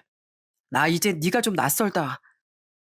그러다 제가 20kg쯤 쪘을 무렵 참다 못한 남자친구가 제가 변한 것 같다며 은근히 타박하더라고요. 처음엔 제 걱정을 해서 그러는 거로 생각했지만 시간이 갈수록 남자친구는 절 대놓고 비난하기 시작했습니다. 아휴, 저 뱃살 좀 봐. 난 네가 모태 마름인 줄 알았는데 그것도 아닌가 봐. 어제 또 뭐 먹었는데? 뭐가 그렇게 맛있었는데? 어디 드러나 보자. 또 얼마나 먹어치웠을지. 아니야. 어제 저녁에 그냥 집밥 먹었어. 우리 만나는 날 저녁엔 그래도 조절한단 말이야. 조절하는데도 몸이 그래? 당신 옷 아주 단추 발사될 것 같아. 나 아까 차에서 당신 걸어오는 거 보고 이 동네 무슨 씨름 선수가 사나 했다니까. 근데 자세히 보니까 그게 바로 태희 너인 거 있지? 참나. 저는 남자친구에게 이런 폭언을 매일같이 들어도 도저히 야식을 내려놓을 수 없었어요. 뭔가를 먹지 않으면 계속 환청이 들리는 것 같았고 잠도 잘 수 없었으니까요. 한때 52kg의 날씬한 몸이었던 전 무려 75kg까지 체중이 늘어났습니다. 이러니 남자친구가 실망한 것도 이해가 됐지만 그래도 한편으론 남자친구에게 받는 상처가 너무 커서 이젠 술까지 먹어야 겨우 눈을 붙일 수 있게 되었죠. 너 이래가지고 결혼을 어떻게 할래? 드레스에 다리 한 짝이라도 들어가겠냐? 안 그래도 우리 집에서 계속 결혼 어쩔 거냐고 난리신데. 아, 내가 진짜 할 말이 없다. 내가 어머님, 아버님 뵙고 말씀드릴까? 조금만 기다려주시면 살도 빼고 직장도 다시 잡아서 결혼식 하겠다고 말씀드릴게. 지금 그 꼴로 우리 부모님을 만나겠다고? 야, 우리 엄마 심장이 약하셔. 너 갑자기 튀어나오면 놀라서 119 부르실 수도 있다고. 그리고 우리 집에 와도 문제야, 당신. 당신 식탁 의자 하나로 되겠어? 두 개는 붙여서 앉겠구만. 남자친구는 자기의 농담이 재밌었는지 혼자 배를 잡고 웃었고 저는 그 모습을 멍하니 바라보다가 결국 참았던 눈물이 터지고 말았습니다. 당신 진짜 어떻게 나한테 그런 말을 해? 내가 왜 이렇게 망가진 건지 다 알잖아. 내가 당신 앞에서 조용히 있으니까 내가 괜찮아 보여? 나 하루하루가 지옥이야. 뭘 씹지 않으면 잠도 안 오고 한청까지 들린다고. 당신이 내 마음을 다 알아주지 못해도 적어도 비웃진 말아야지. 어떻게 이런 나를 두고 그딴 농담을 해? 뭘 또 그렇게 정색을 해? 그럼 나도 매일 당신 붙잡고 같이 울까? 가뜩이나 우리 집에서 당신 이제 직장도 없고 살만쪄서 보기 싫다고 난린데 그것도 모르고 맨날 나한테 화풀이지? 나도 지겹다 지겨워. 그러다 남자친구는 우는 절 차 밖으로 밀어내더니 혼자 차를 몰고 떠나버렸어요. 덕분에 전 2시간 거리를 울면서 걷고 또 걸어 집에 돌아왔죠. 아빠는 엉망이 된 얼굴로 집에 돌아온 저를 보고 깜짝 놀라시며 물었습니다. 태희야, 너 무슨 일 있던 거야? 아, 왜 울어? 발은 또 왜 그렇게 까졌고 최서방이랑 무슨 일 있었던 거야? 이제 최서방이라고 부르지 마세요, 아빠. 저 그 사람이랑 완전히 끝났어요. 이제 나한테 그런 인간은 필요 없어요. 그 사람은 날 사랑했던 게 아니에요. 그냥 내 얼굴이 좋았던 거지. 아빤 제가 이제 다 끝났다며 계속 울자 더는 묻지 않으셨어요. 아마 아빠도 무슨 일이 있었을지 대충 짐작하고 계셨겠죠. 그렇게 무려 4년 넘게 사귀던 남자친구와 최악의 이별을 하고 저는 큰 충격을 받았지만 동시에 이대로 완전히 무너질 수는 없다는 생각도 들었습니다. 하늘에서 절 보고 계실 엄마가 얼마나 속상해 하실까 싶었거든요. 비록 엄마도 없고 결혼을 약속했던 연애도 끝났지만 전 어떻게든 다시 살아야 했습니다. 저는 그 다음 날부터 무작정 운동장을 뛰고 또 뛰었습니다. 누나, 너무 무리하지 마. 그러다 쓰러지겠어. 운동도 요령껏 해야지. 가만 보면 누나도 진짜 독하다니까. 동생들은 그런절 걱정하면서도 옆에서 식당도 챙겨주고 정말 많은 응원을 해주었습니다. 전 운동을 병행하면서 병원 치료도 시작했어요. 도저히 제 힘만으로는 안 될 것 같았거든요. 병원에서 상담도 받고 약 처방도 받으니 이게 이렇게 간단한 일이었나 싶을 정도였습니다. 전 그렇게 다시 1년 만에 급격하게 불어났던 체중을 감량하고 원래보다 더 건강하고 날씬한 몸을 되찾게 되었죠. 그렇게 마침내 원래의 저를 되찾았을 때 전 제일 먼저 아빠에게 감사드렸어요. 아빠, 그동안 다 큰 딸 뒷바라지 해주시느라 고생 많으셨죠? 죄송하고 또 감사해요. 아빠도 엄마 보내고 나서 많이 힘드셨을 텐데 저 때문에 내색도 못하시고 정말 많이 힘드셨죠? 이제 저 다시 열심히 살아볼게요. 그래, 그래. 아빠는 우리 딸 믿고 있었다. 앞으로도 힘든 일 있으면 언제든지 이 아빠한테 기대려무나. 아빠가 언제나 우리 딸 뒤에 든든하게 서 있을 테니까. 전 아빠에게 세상에서 제일 따뜻한 위로를 받으며 다시 일상을 되찾아갔습니다. 일단 일을 구해야 할 것 같아 제가 딸 수 있는 자격증들을 가리지 않고 도전했어요. 굴삭기, 지게차, 대형 트럭 면허까지 따며 물불을 가리지 않았습니다. 하루하루가 전쟁 같았지만 뭐라도 하지 않으면 다시 주저앉을 것 같았거든요. 그러다 전 한 회사에 취업하게 되었고 다시 이전의 일상을 되찾았습니다. 그러다 몇 달 후 제가 다시 직장에 다니는 걸 어떻게 알았는지 귀신같이 전 남자친구에게 연락이 왔더라고요. 태희야, 잘 지내? 밥은 잘 챙겨 먹는 거지? 너 그때 불면증으로 힘들어했잖아. 내가 계속 네 옆에 있어줬어야 했는데 정말 미안해. 나도 사실 장모님 그렇게 떠나보내고 많이 힘들었거든. 그래서 나도 모르게 너한테 투정 부렸나 봐. 당신 나 이해해 줄 수 있지? 우리 둘 다 똑같이 힘들었으니까. 전 남자친구는 뻔뻔하게도 마치 아무 일도 없었다는 듯 말을 꺼내더군요. 저는 그 괘씸한 인간을 조금 골려주고 싶었어요. 왜 이제야 전화 줬어? 나 기다렸는데. 아, 근데 말이야. 나 직장 생활을 다시 하다 보니까 회식이 많아져서 요요가 왔지 뭐야. 전보다 살이 더 쪘어. 아무래도 웨딩드레스를 특대 사이즈로 주문 제작해야 할까 봐. 당신도 이런 나 이해해 줄 수 있는 거지? 뭐? 살이 다시 쪘다고? 아니, 왜? 분명히 너 예전만큼 살 빠졌다고 그랬는데? 이씨, 이게 어떻게 된 거야? 그, 그래도 한번 다이어트 성공해 봤으니까 다시 빼면 또 뺄 수 있을 거야. 내가 옆에서 도울게. 전 남자친구는 제가 다시 살이 쪘다는 말을 듣자마자 버럭 짜증을 내더라고요. 전 기가 막혀 웃음밖에 나오지 않았고 그제야 전 진심을 담아 단호하게 한마디를 내뱉었습니다. 아직도 정신 못 차리는 것 같아서 마지막으로 한마디 해줄게. 대체 누가 당신 장모님이야? 하늘에 계신 우리 엄마가 노하시겠다. 당신 나 살쪘을 때 뭐라고 했어? 씨름 선수? 아, 맞다. 신부 입장이 아니라 선수 입장이라고도 했지? 앞으로 제발 남 깎아내릴 생각 말고 본인 수준이나 좀 끌어올려. 전 전화기를 붙잡고 소리를 빽 질렀습니다.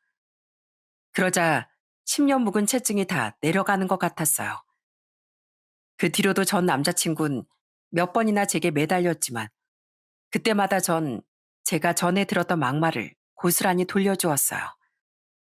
그렇게 전 남친을 뻥 차버리고 회사 생활과 자기 관리에만 몰두하다 보니 어느새 10년이 훌쩍 지나갔습니다. 그 사이 전 마흔이 되었고요. 동생들도 이미 시집 장가를 갔고 전 연애 한번 하지 못하고 아빠와 단둘이 살고 있었습니다. 동생들은 아빠 집에 올 때마다 저에게 결혼 안 할 거냐고 잔소리를 해댔어요.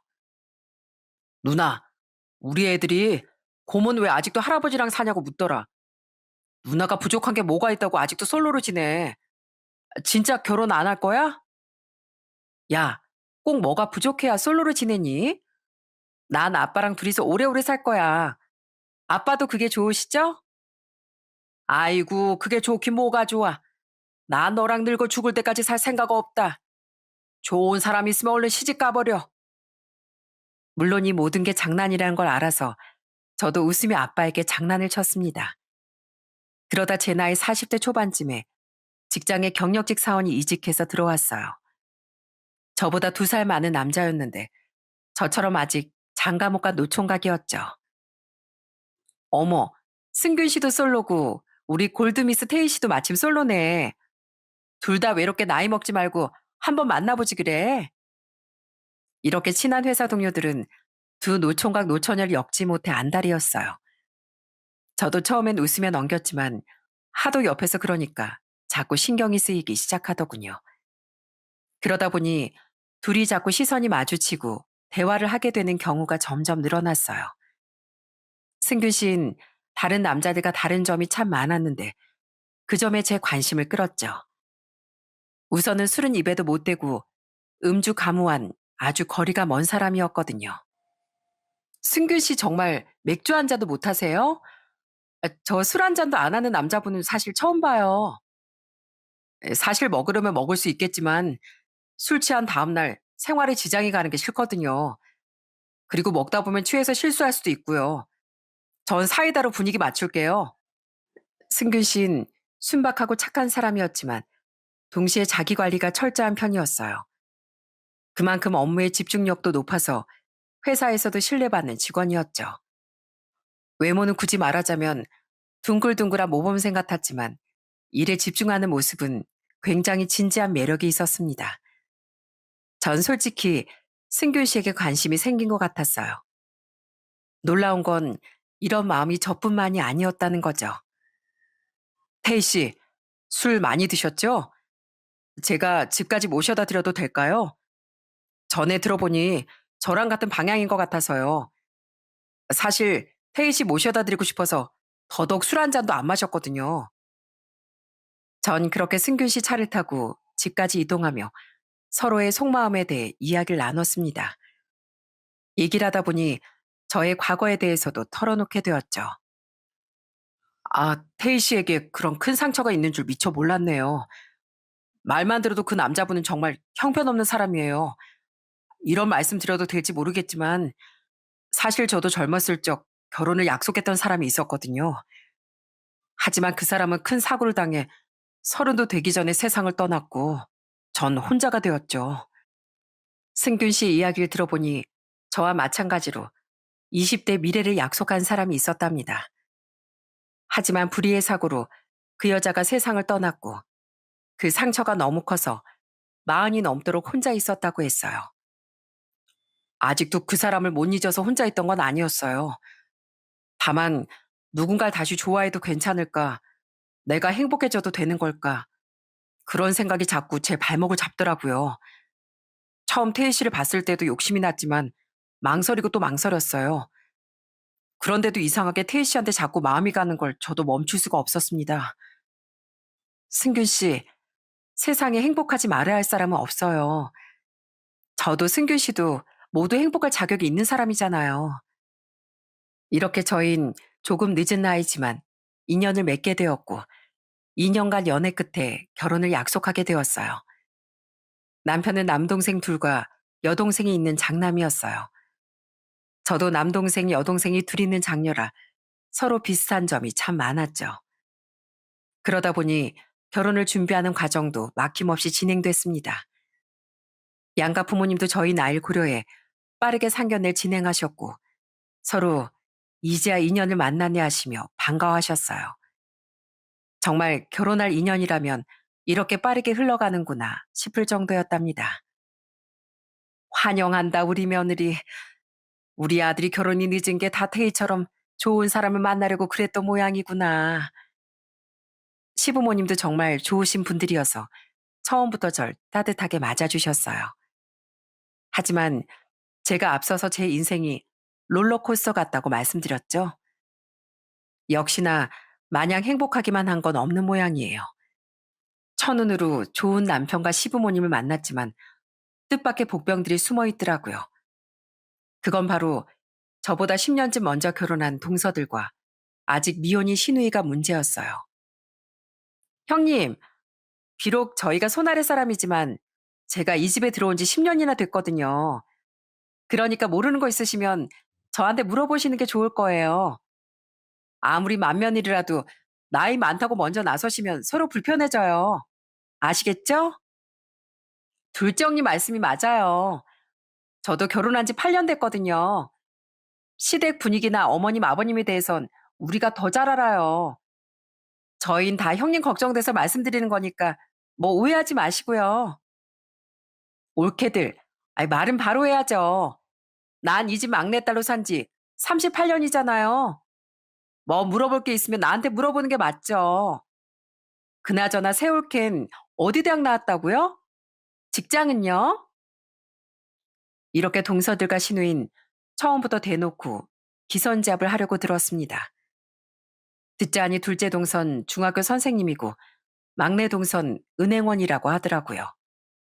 시누이도 나름 안정적인 직장에 다니고 있고요.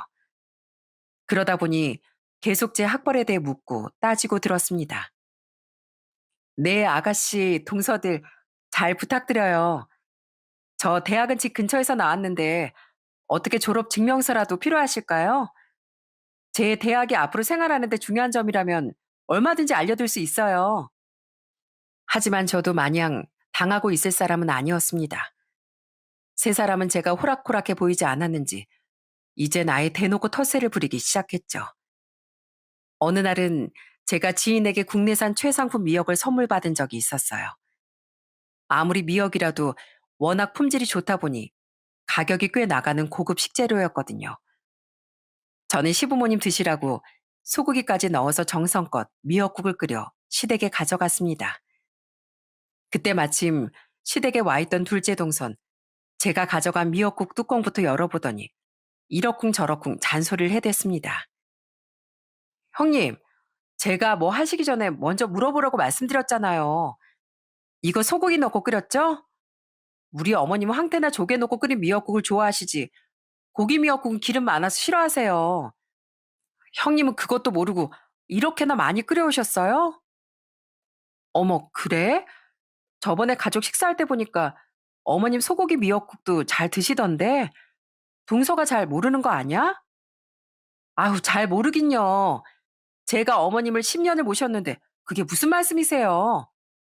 형님 지금 손윗동서라고 절 가르치려고 드시는 거예요? 둘째 동선 이것뿐만 아니라 제가 함께 가져간 반찬 하나하나를 지적하면서 이건 아버님이 드시기에 너무 짜다. 이건 어머님이 싫어하시는 식감이라며 대놓고 지적하기 시작하더군요. 저도 동서 말에 반박하고 싶었지만 아무래도 저보다 훨씬 오래 어머님 곁에 있었으니 뭐라 대꾸할 말이 없었습니다. 그런데 그때 시어머님이 주방으로 건너오셨어요. 시어머님은 그때까지도 제게 꼬박꼬박 말대꾸를 하던 동서에게 단호하게 말씀하셨죠. 얘 둘째야, 넌 첫째가 식구들 먹으라고 가져온 음식을 앞에 두고 왜 그렇게 불평불만이 많니? 그리고 나도 소고기 미역국 잘 먹는다. 사람이 아무리 좋아하는 음식이라도 맨날 그것만 먹고 살 수 있겠니? 평소에 해물 미역국을 먹었더라도 우리 첫째 며느리가 맛있게 끓여온 국이라면 얼마든지 먹을 수 있지. 정성껏 만든 음식 앞에서 그런 소리 하면 복 달아난다. 다신 그러지 말어. 시어머님은 분명 부드럽게 말씀하셨지만 그 말 안에 분명한 힘이 있었습니다. 둘째 동서도 그제야 입을 다물더라고요. 하지만 그 미역국 사건을 계기로 제게 단단히 약이 올랐는지 그 다음번엔 시어머님이 없는 자리에서 둘째 동서 합심해서 텃세를 부리더라고요. 형님, 얼마 뒤에 아버님 생신인 거 아시죠? 혹시 생각해둔 식당 있으세요? 예약 잡으려면 얼른 서둘러야 할 텐데요. 저흰 형님보다 나이가 훨씬 어려서 고급 식당 같은 거 잘 몰라요. 그러니까 형님이 알아서 예약 좀 해주세요. 아, 참고로 아버님 회 잘 드시니까 일식당이나 횟집이 좋겠네요. 전 동서들 말만 철석같이 믿고 시댁에서 멀지 않은 고급 일식당을 예약했습니다. 그리고 시댁 식구들에게 그 식당으로 오시라고 말씀드렸어요. 메뉴는 제가 동서들 말을 듣고 제일 고급 코스로 알아서 주문해 두었고요. 하지만 본격적인 사건은 코스 요리가 막 나오기 시작하면서 터지고 말았습니다. 그 무렵이 굴이 제철인 시즌이라 코스 요리의 굴이 메인 식재료였어요. 신우인 서빙된 접시에 굴이 있는 걸 보자마자 갑자기 벌떡 일어나 소리를 질렀죠. 올케, 이거 뭐예요? 이거 굴이잖아요. 아, 우리 아빠 굴 알러지 엄청 심한 거 몰라요? 지금 사람 잡으려고 환장했어요? 그러더니 신우인 갑자기 접시에 있던 굴 요리를 제 앞에 쏟아버렸습니다. 순식간에 식탁 위는 난장판이 되었고 저는 여기저기 튄 굴소스를 그대로 흠뻑 뒤집어 쓰고 말았죠. 아가씨, 그리고 아버님, 전 아버님이 알러지가 있으신 걸 정말 몰랐어요. 동서들이 아버님 해산물 좋아하신다고 해서 예약한 식당인데 제가 미리 아버님께 여쭤보지 않은 잘못인 것 같습니다. 죄송해요, 아버님, 어머님. 생신이신데 저 때문에 식사도 못 하셔서 어쩌죠? 아니다. 나야 다른 요리 시켜 먹어도 되고 굴만 빼고 먹으면 되는데 뭘. 이 어머니가 과하게 반응을 했구나. 옷에 음식이 다 튀어서 어째? 일단 이걸로 닦거라. 그래도 시아버님이 연신 괜찮다고 마저 식사하자고 말씀해 주셔서 생시는 어찌저찌 넘어갔지만 저는 마음 한구석이 계속 찜찜하기만 했습니다. 집에 돌아와서도 신우인 제가 시부모님을 잡을 뻔했다며 아직도 날뛰고 있었어요.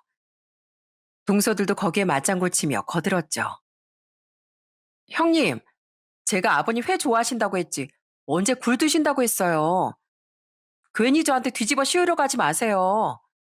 평소에 그렇게 잘난 척 하시더니 왜 그 순간에 헛똑똑이가 되셨는지 모르겠네요. 상황이 이쯤 되자 저도 가만 당하기만 할 수 없었어요. 다행히 시부모님이 동서들과 저 사이에서 중심을 잘 잡아주고 계시고 남편이 절대적으로 제 편이었기에 제게도 반격할 기회가 있었습니다. 저는 동서들에게 예의가 뭔지 알려줘야겠다 싶었습니다. 동서들이 제 말에 토를 달려고 할 때마다 전 단호하게 그 말 허리를 싹둑 잘랐습니다. 동서, 그건 내가 알아서 할게. 동서가 신경 쓸 게 아닌 것 같아. 그리고 물어볼 게 있으면 어머님, 아버님께 내가 직접 물어보는 게 맞지 않을까? 동서들에게 물을 게 아니라 내가 동서들 취향까지 다 맞춰야 하는 건 아니잖아. 형님, 말씀이 좀 심하시네요. 알겠어요. 어디 두고 보자고요. 둘째 동선 제 말에 이를 가는 것 같았습니다. 그러다 한참 후 시댁에서 작은 가족 모임이 있던 날이었어요. 동서들은 또다시 자기들끼리 시시덕거리며 제게 툭툭 시비를 걸고 있었어요. 어머님, 저희 몇 년 전에 가족 여행 갔던 곳 정말 좋았죠? 내년 봄쯤에 한 번 더 갈까요? 그때 정말 좋았는데, 아, 형님은 모르시는 얘기죠? 그때 아주버님도 같이 가셨는데, 여기서 형님만 그 얘기를 모르겠네요. 동서들은 저만 모르는 얘기를 재미있다고 깔깔 웃으며 한참이나 떠들었습니다. 그때까지도 조용히 있던 남편이 결국 동서들에게 언성을 높였어요. 재수 씨, 그만 좀 해요. 아, 왜 자꾸 이 사람만 모르는 얘기를 하는 겁니까? 그게 가만히 있는 사람 바보 만드는 거지 뭐예요. 제가 이제까진 재수 씨들 체면도 있으니 가만히 있었는데 정말 해도 해도 너무하네요. 가족끼리 서로 편먹고 따돌림이라도 시키는 거예요? 아주버님, 그냥 그때 추억이 생각나서 옛날 얘기한 건데 왜 그렇게 예민하게 받아들이세요? 형님이 댁에 가셔서 저희 흉이라도 보셨나 봐요. 흉이라뇨? 이 사람이 누구처럼 예의 없는 사람인 줄 알아요? 애들도 아니고 다 큰 어른들끼리 이게 뭐 하는 겁니까? 남편이 이렇게까지 단호하게 말하자 결국 동서들도 입을 다물고 말았습니다. 나중에 이 일에 대한 사과도 시동생들이 제게 대신 건넸습니다. 형수님, 아까 제 아내가 많이 경솔했죠? 제가 대신 사과드릴게요. 이 사람이 평소에 그러는 사람이 아닌데 자꾸 형수님 앞에서 유독 실수를 하네요. 죄송합니다. 앞으로는 이런 일 없도록 제가 잘 말해둘게요. 평소에 시동생들은 절 형수로 아주 깍듯하게 모시는 편이었습니다. 그런 시동생들이 제게 연신 사과라니 저도 일단은 알았다고 하고 넘어가기로 했어요. 하지만 그때 동서들에게 제대로 사과를 받지 못한 게 큰 화를 부르고 말았습니다. 동서들과 서로 얼굴을 붉히고 다시 만난 건 명절날 시댁에서였어요. 동서들은 역시나 둘이 붙어 앉아 서로 귓속말까지 주고받고 있더라고요. 이번에 시누이까지 팔짱을 끼고 옆에 앉아 있었죠. 시누인 제가 손을 씻고 주방으로 들어서자 대뜸 절 불러 앉혔습니다. 큰올케, 이리 좀 앉아봐요. 내가 저번부터 봤는데 큰올케 음식 스타일이 우리 집이랑 너무 안 맞아요. 이참에 큰올케 동서들한테 좀 배워요. 큰며느리면 우리 집에 맞게 음식할 줄도 알아야죠. 그래요. 마침 어머님도 아버님이랑 잠깐 밖에 나가셨으니까 지금 제대로 알려드리는 게 낫겠네요. 여기 앞에 좀 앉아봐요. 형님 요리 뭐랄까. 너무 느끼하고 잘난 척이 잔뜩 들어가 마시나요. 자, 설명만 듣지 말고 이리 와서 전 좀 붙이라니까요. 아이, 우리 말 안 들려요? 새 여잔 작정한 듯 절 주방에 몰아놓고 절 이리저리 잡아 끌었습니다. 신우인 제 등을 밀고 동서들은 제 팔을 잡아 끌었어요. 전 무릎을 꿇다시피 하고 바닥에 놓인 가스 버너 앞에 앉고 말았습니다. 제 머리 위로는 동서들과 신우의 비웃음 섞인 말들이 쏟아졌어요. 아니 큰올케, 그래도 요리 좀 한다더니 전 하나도 못 뒤집네. 아무래도 형님이 요리보다 외식이 익숙하신가 봐요. 그래서 오늘 안에 전 먹겠어요? 아이고, 우리 어머님 보셨으면 한 소리 하셨겠네요. 명색이 맏며느리가 전 한 장 못 붙인다고요. 저는 그 무례한 말들 속에서 정신을 못 차리다가 결국 참지 못하고 옆에 있던 밀가루 신우이와 동서들 얼굴에 확 뿌려버렸어요. 자, 봐요. 이래도 내가 전을 못 붙이나. 이제 누구부터 기름에 튀겨줄까요? 반죽이 워낙 별로라서 전이 예쁘게 나올지 모르겠네. 전 그러곤 둘째 동설 붙들었습니다. 동선 제가 진짜 끓는 기름에 전이라도 붙일 것 같았는지 비명을 지르며 제 팔을 뿌리쳤어요. 전 거기서 멈추지 않고 이번엔 신우이를 붙잡았습니다. 아, 올케 왜 이래요? 미쳤어요? 이거 나요. 여기 사람 살려. 왜요? 아가씨, 제가 부친 전 먹고 싶다면서요. 예쁘게 부쳐서 어머니께도 자랑해야죠. 그때 옆에 있던 막내 동선, 둘째 동선아 신우이처럼 소리도 못 지를 만큼 겁에 질려서 벌벌 떨고 있더라고요. 막내 동서도 어떻게 기름 맛 좀 보여줘요? 내가 아가씨하고 둘째 동산도 못 배워봤을 뜨거운 맛을 알려줄 수 있는데. 아니요. 형님, 진정하세요. 전 둘째 형님하고 아가씨가 시키는 대로만 했어요. 그렇게 주방은 난장판이 되었고, 그제야 밖에 나갔던 시부모님과 시동생, 저희 남편이 집 안으로 들어왔습니다. 시어머니는 밀가루 범벅이 된 세 사람과 절 보시곤 너무나 크게 놀라셨어요. 너희 대체 이게 무슨 꼴이야? 명절날 가족끼리 몸싸움이라도 한 거야? 아니 대체 왜들 그 꼴이 된 거야? 어머님, 저 드릴 말씀이 있습니다. 지금까지 맏며느리로서 체면도 지키고 가족이니까 그저 참아야 한다고 생각했어요. 하지만 더는 계속되는 동서들의 텃세나 아가씨의 괄시를 참을 수가 없네요. 제가 대체 뭘 잘못했나요? 늦은 나이에 결혼한 게 제 잘못인가요? 저는 며느리로서 아버님, 어머님 잘 모시고 시댁 식구들과 잘 지내고 싶은 마음뿐이에요. 그런데도 동서들과 아가씨가 제게 못마땅한 점이 있다면 차라리 속 시원하게 말해줬으면 해요. 시댁 식구들은 제 말에 모두 놀라 동서들과 신우이만 바라보더라고요. 동서들은 꿀먹은 벙어리 마냥 입만 다물고 눈알만 요리조리 굴리고 있었고요. 그러자 둘째 시동생이 동서에게 큰 소리를 치며 말했습니다. 당신, 내가 전부터 말하지 않았어? 나한텐 우리 형이 어떤 존재인지 말이야. 나 형 덕분에 학교도 다닐 수 있었고 형 덕분에 결혼까지 했어. 그런 형과 결혼하신 형수님은 나한테 형과 똑같이 소중한 분이야. 그런 형수님을 무시하는 사람이라면 우리 가족 전체를 무시하는 것과 마찬가지야. 나 그런 사람과 더는 한 가족으로 못 지내.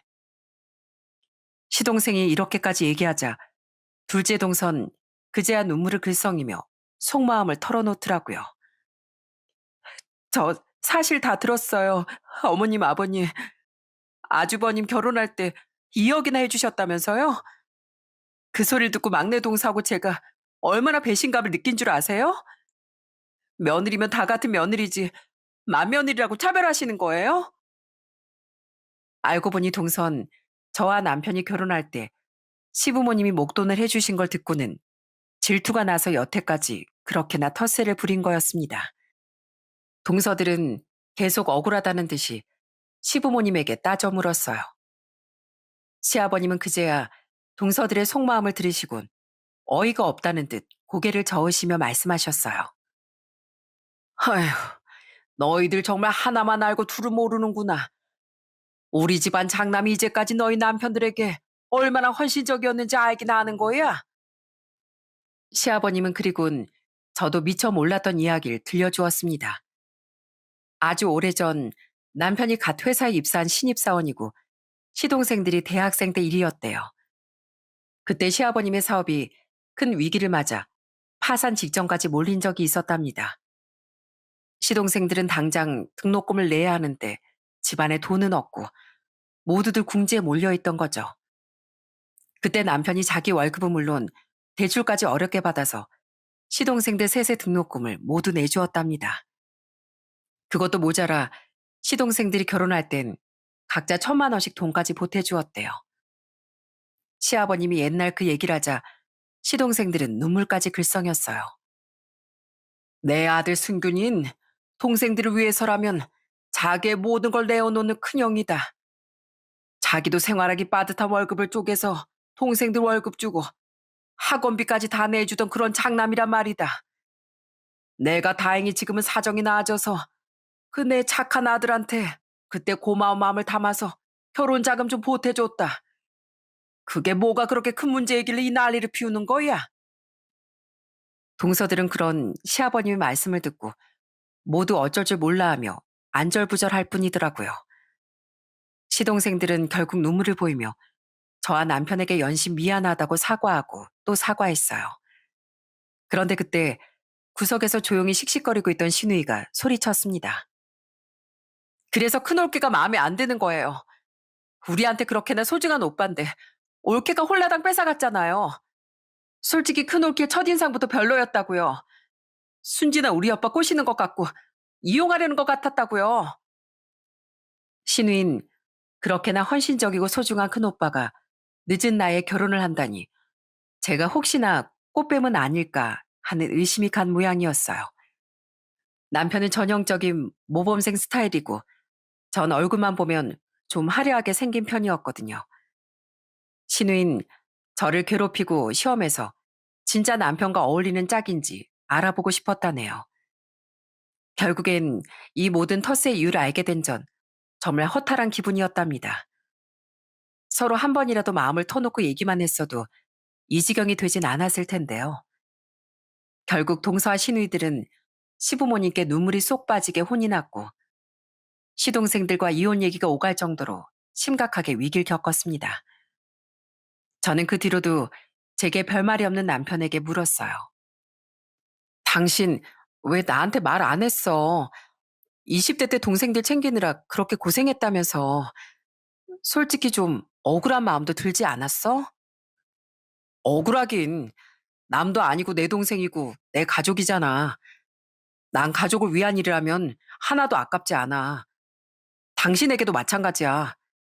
난 당신을 위한 일이라면 어떤 일이라도 할 수 있고 그 어떤 순간이라도 당신을 최우선으로 생각해. 이건 영원히 변하지 않아. 남편은 한 번 내뱉은 말은 무슨 일이 있어도 지키는 사람이었어요. 남편은 저와 시댁 식구들을 챙기듯 저희 친정 식구들도 정말 내 가족처럼 살뜰히 챙겼어요. 오죽하면 저희 아빠가 제일 기다리는 사람이 저도 아니고 바로 저희 남편이었다니까요. 주서방, 왜 이제야 오나? 내가 얼마나 기다린 줄 알아?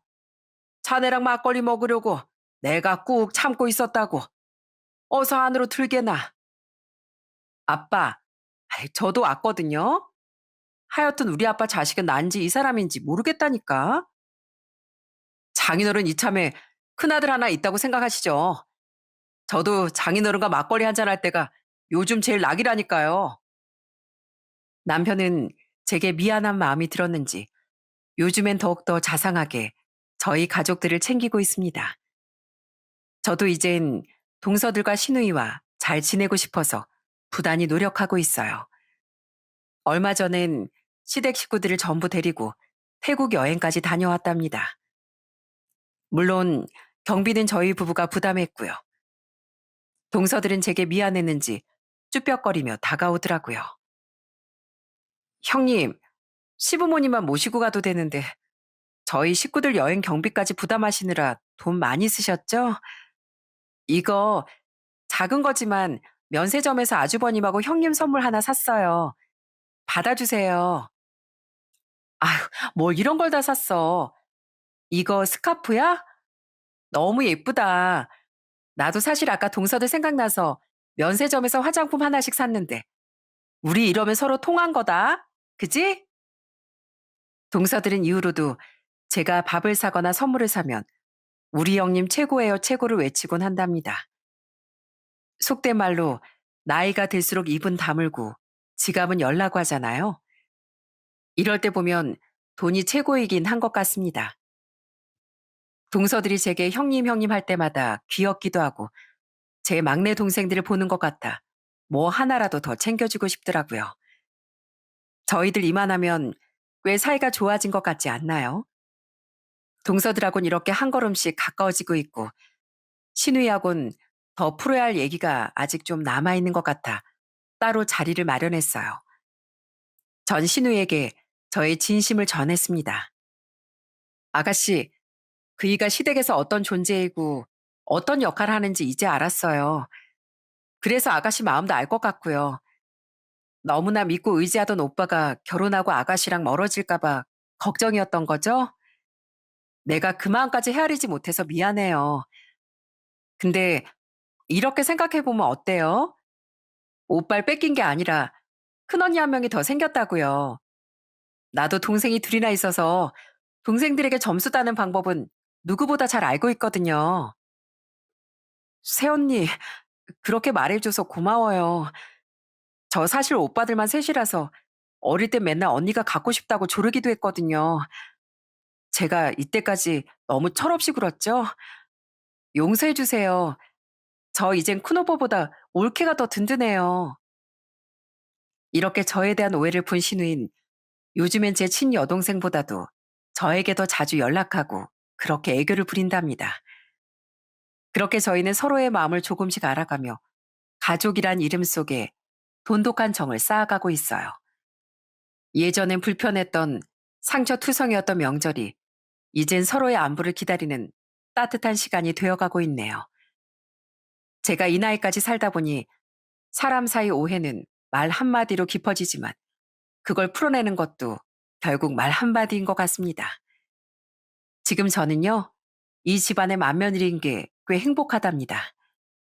이젠 절 있는 그대로 봐주는 사람들이 곁에 있다는 게 얼마나 든든한지 몰라요. 완벽한 사람은 없지만 진심은 언젠가 통한다는 걸 전 저희 가족을 통해 배웠거든요. 가족이란 그렇게 매일 조금씩 정을 쌓아가는 관계니까요. 전 오늘도 그 마음을 지켜가기 위해 또다시 열심히 또 다정하게 살아가려고 합니다. 지금까지 제 사연 들어주셔서 정말 감사합니다.